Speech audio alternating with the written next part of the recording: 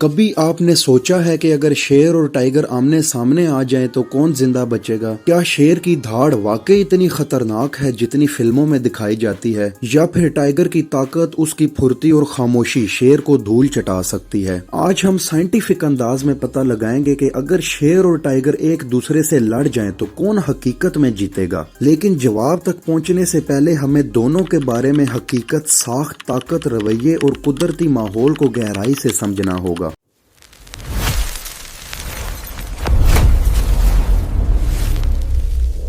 شیر، جسے عام طور پر جنگل کا بادشاہ بھی کہا جاتا ہے، دراصل زیادہ تر افریقہ کے میدانوں میں پایا جاتا ہے۔ اس کی آواز 8 کلومیٹر دور تک سنی جا سکتی ہے۔ نر شیر کی پہچان اس کی گھنی عیال، گھنے بال ہیں جو اسے دوسری بڑی بلیوں سے ممتاز بناتے ہیں۔ شیر کا سائنٹیفک نیم پینتھرا لیو ہے اور نر شیر کا وزن 180 سے 250 کلو گرام تک ہوتا ہے اور لمبائی 2.4 سے 3.3 میٹر تک ہوتی ہے، اور شیر کے دانتوں کی بائٹ فورس تقریباً 650 PSI تک ہوتی ہے، اور شیر 80 کلومیٹر فی گھنٹہ کی رفتار سے بھاگ سکتا ہے۔ اور شیروں کے جھنڈ کو پرائڈ کہا جاتا ہے جو کہ 10 سے 30 افراد پر مشتمل ہوتا ہے۔ شیر زیادہ تر ٹیم ورک سے شکار کرتا ہے۔ مادہ شیر شکار میں زیادہ سرگرم ہوتی ہے، جبکہ نر شیر علاقہ اور پرائڈ کی حفاظت کرتا ہے۔ یہ اکثر درمیانے سے بڑے جانور جیسے زیبرا، بھینس اور ہاتھی کے بچوں پر حملہ کرتا ہے۔ شیر عام طور پر جارحانہ اور غیرت مند جانور ہے۔ اگر کوئی دوسرا نر اس کے علاقے میں داخل ہو جائے تو لڑائی اکثر موت پر ختم ہوتی ہے۔ اب بات کرتے ہیں ٹائیگر یعنی باگھ، جسے کئی لوگ اصل جنگل کا بادشاہ کہتے ہیں۔ باگھ نہ صرف سب سے بڑا بلکہ سب سے طاقتور بلی نسل کا جانور ہے۔ اس کا سائنٹیفک نیم پینتھرا ٹائگریس ہے اور اس کی سب سے بڑی قسم سائبیریائی ٹائیگر ہے، اور میل ٹائیگر کا وزن 220 سے 320 کلو گرام تک ہوتا ہے اور اس کی لمبائی 3.3 سے 3.9 میٹر تک ہوتی ہے، اور یہ شیر سے تقریباً 1050 PSI بائٹ فورس میں دگنی طاقت رکھتا ہے، اور یہ 60 کلومیٹر فی گھنٹہ کی رفتار سے دوڑ سکتا ہے۔